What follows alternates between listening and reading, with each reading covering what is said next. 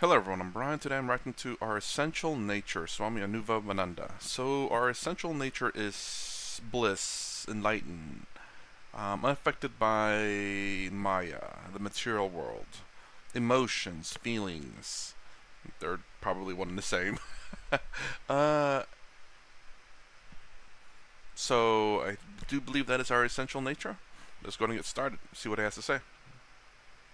जेते शून्य दृश्याकार अज्ञान निरसुनी अनिवार जे सूक्ष्माहुनी सूक्ष्म सपूर निज ज्ञान. Now what is our being, or what is our essential nature? Nija jnana.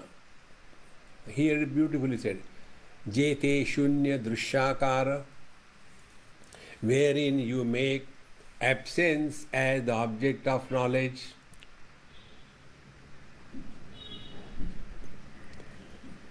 Now these two things. What is the world? World is name and form. Nama Rupatmak Jagat. Name and form. Now out of these two, take any one to begin with. Suppose you take the Nam, name means the sounds, words. So sound is produced, it is limited, it ends. Like Sri Ram. Sri Ram. So Sri Ram began, remained for some time, ended. See?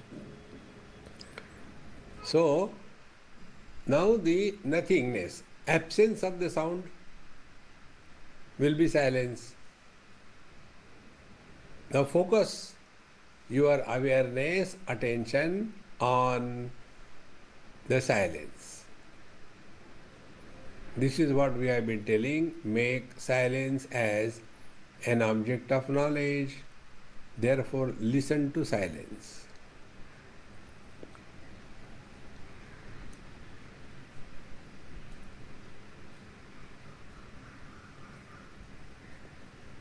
Then what will happen? Jete shunya drishyakara. So when we make absence as the object of knowledge, then ajnana nirusuni, then the incomplete knowledge will disappear. Incomplete knowledge is what? What is the meaning of this mantra?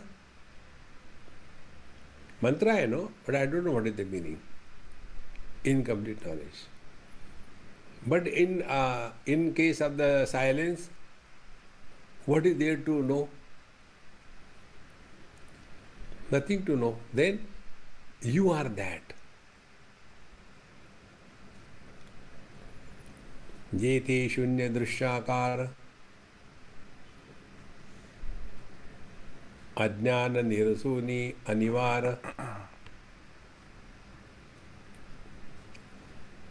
But the one who is eliminating the absence cannot be negated. Because who has heard the silence? Now see how we hear the silence. When we say Hari Om, Hari Om, Hari Om, Hari Om, Hari Om, how many times it was chanted? 5 times. Why it became 5? Because between the two there was no Hari Om. That means there was absence of Hari Om. See? First Hari Om, second Hari Om, third Hari Om, fourth, fifth. Now this fifth, 5 Hari Oms. Between these 2 Hari Om there is a space. Silence. Second and the third, another silence. But our attention is only on the sounds. The world is created, mind is born, a sequence is created, time is created. See how many things. So even if you take this, so it is so simple, friends. So when we say 5 times Hari Om, so first thing what happened, We have created space. Without the space, there cannot be 5. Then, because there are 5, there is a sequence created. Wherever sequence is created, illusion of time is born. See? And wherever there is time and space, object is bound to appear. Because neither we can experience the space nor can we experience the time. What we can experience is time and space is experienced with reference to some object. See? The more we become clear about it, then this becomes easier. Jete shunya drushakara ajnana nirusuni anivara. Okay. So after negating the nothingness, after making absence as an object, nothing as an object, but this one which is objectifying the absence is the one which can never be negated. Then therefore, Je Sukshma Huni Sukshma Sapura. Therefore, this is subtler than the subtlest.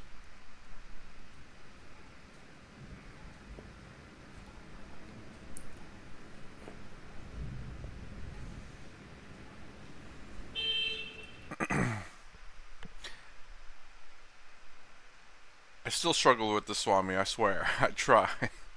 So I get the fact that obviously time and space is always relative to something. Objects, generally speaking. Without objects, there is no time and space. Because it's always a reference to something.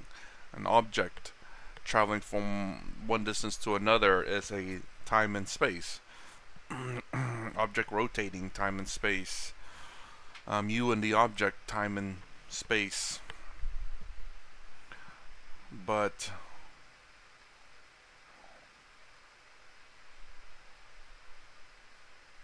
I still struggle with everything else he's saying.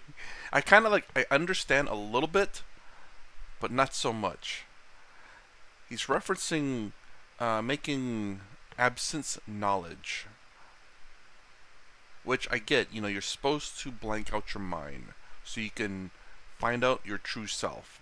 Obviously, your thoughts is not yourself, that's a distraction. Your emotions are not yourself, that's a distraction.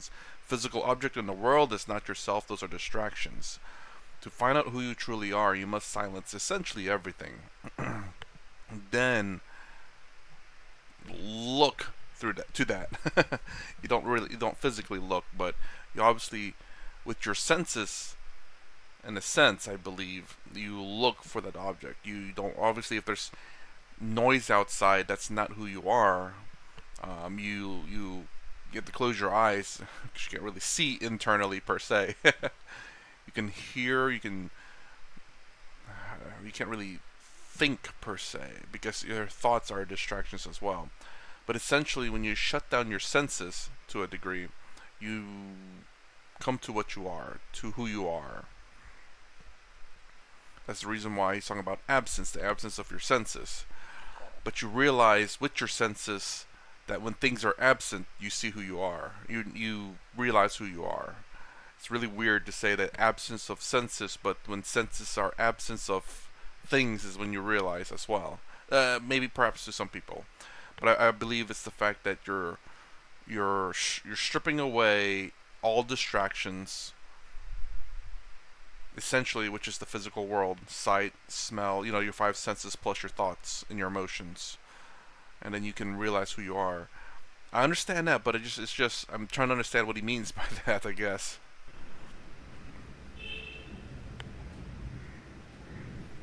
Earth is gross, water is subtle. Water is gross, fire is subtle. Fire is gross, air is subtle. Air is gross, space is subtle. Space is gross, mind is subtle. Mind is gross, intellect is subtle. Intellect is gross, life is subtle. Life is gross, pure conscious existence is subtler than the subtlest. It's in hierarchy.